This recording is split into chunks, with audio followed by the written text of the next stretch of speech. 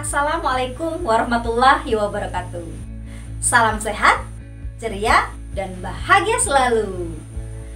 Perkenalkan, nama saya Jumi, salah satu guru yang mengajar di kelas 4 SD Negeri 4 Damar, Kabupaten Belitung Timur. Dalam kesempatan kali ini, saya akan mengajarkan muatan bahasa Indonesia kelas 4 tentang unsur-unsur cerita. Anak-anak hebat, selalu semangat belajar ya. Ayo, agar lebih semangat, mari kita bertepuk tangan. Tepuk PPK. Tepuk PPK.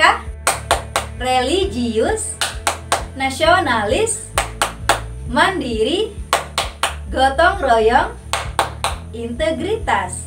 Salam PPK. Salam cerdas, berkarakter, menyenangkan, luar biasa, hebat. Tepuk hak anak.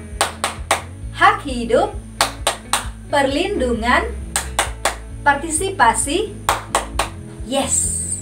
Apakah kalian suka membaca? Oke. Apakah kalian juga sering mendengar ataupun membaca cerita? Ya, bagus. Nah, saat kalian masih kecil dulu, apakah kalian sering diceritakan dongeng-dongeng oleh orang tua kalian?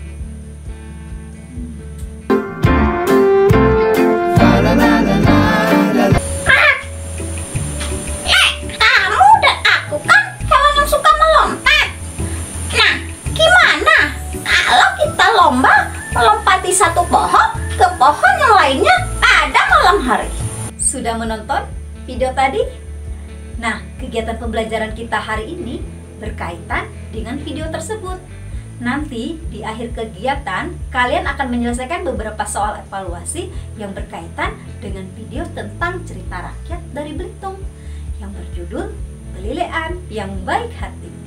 Namun sebelumnya, Ibu akan menjelaskan beberapa materi penting, yaitu unsur-unsur cerita. Unsur cerita, ada yang tahu apa itu unsur cerita? Unsur cerita adalah unsur-unsur yang mendukung dan mempengaruhi sebuah cerita. Unsur-unsur cerita digolongkan menjadi dua bagian. Yang pertama, unsur intrinsik, dan yang kedua, unsur ekstrinsik. Nah, dalam kesempatan video kali ini, Ibu hanya akan menjelaskan unsur-unsur intrinsik dalam suatu cerita. Unsur-unsur intrinsik dalam suatu cerita yang pertama adalah tema. Tema adalah ide pokok atau gagasan utama yang mendasari suatu cerita. Yang kedua adalah amanat. Nah, amanat biasa juga disebut dengan pesan moral. Perlu kalian ketahui, dalam setiap amanat biasanya mengandung pesan-pesan moral yang dapat kita jadikan suri tauladan. Yang ketiga, tokoh.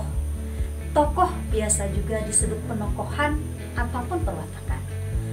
Tokoh adalah pelaku yang menjalankan suatu peristiwa dalam suatu cerita yang memiliki sifat, tingkah laku, dan watak tertentu.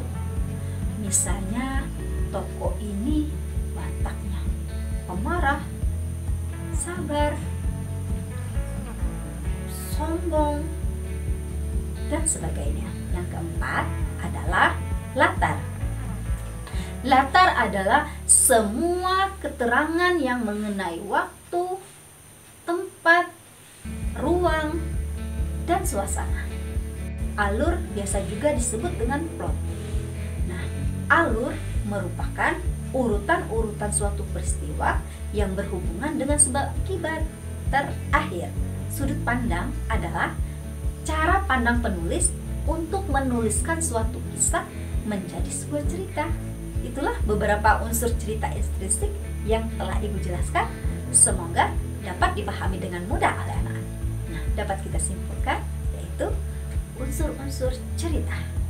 Ada yang masih ingat apa itu unsur cerita? Unsur cerita adalah unsur-unsur yang mendukung dan mempengaruhi sebuah cerita. Cerita digolongkan menjadi berapa macam? Pertama, unsur intrinsik, dan yang kedua, unsur ekstrinsik. Unsur-unsur intrinsik itu terdiri menjadi 6 bagian. Yang pertama ada tema, kedua amanat, ketiga tokoh. Keempat, alur. Kelima, latar. Dan yang keenam adalah sudut pandang. Untuk mengukur kemampuan kalian memahami pelajaran hari ini, maka silakan kerjakan beberapa soal evaluasi.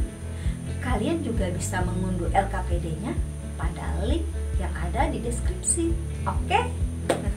Terima kasih atas perhatiannya. Semoga apa yang kita pelajari hari ini bermanfaat. Sampai jumpa pada video selanjutnya. Akhir kata, wabillahi taufiq wa hidayah. Wassalamualaikum warahmatullahi wabarakatuh.